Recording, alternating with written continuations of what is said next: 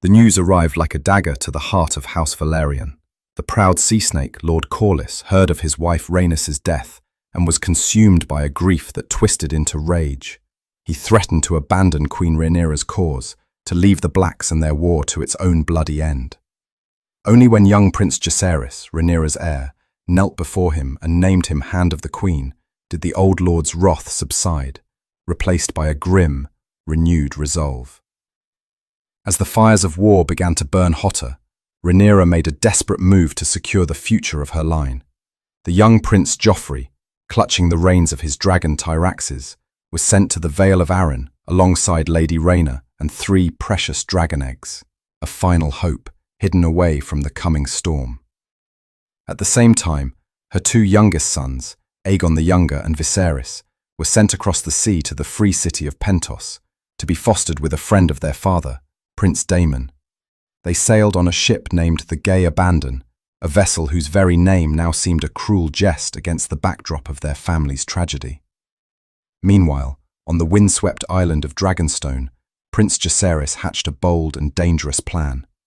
With 6 riderless dragons now roosting on the smoking mountain, he knew he needed more firepower to seize the capital. The prince made a desperate call to arms, promising land, riches, and knighthood to any man or woman who could tame a dragon. The call went out to the Dragonseeds, a term whispered for generations on Dragonstone. For centuries, the Targaryens had ruled this land, and it was said their bloodline had mingled with the local populace.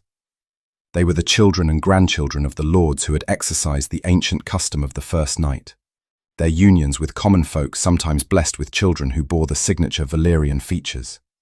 These bastards, though born without a name, carried the blood of the dragon. Now, as a desperate war loomed, Jacaerys' call stirred a sleeping legacy. Many flocked to the cliffs of Dragonstone, their hearts full of a wild, reckless ambition. Many would die, charred and broken beneath the talons of beasts they could not master. Lord Commander Steffan Darklyn, one of Rhaenyra's most loyal men, was among the first to fall. Yet, from the carnage, 4 new riders emerged. A blacksmith's bastard named Hugh, a man of immense size and strength, somehow managed to bond with the great bronze beast Vermithor, the dragon of the late King Jacaerys I.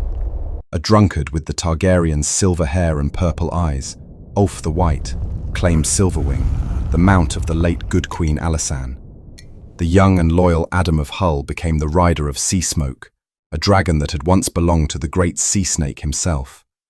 And a wild girl named Nettles, whose small stature belied a fierce spirit, tamed the unruly and elusive sheep-stealer.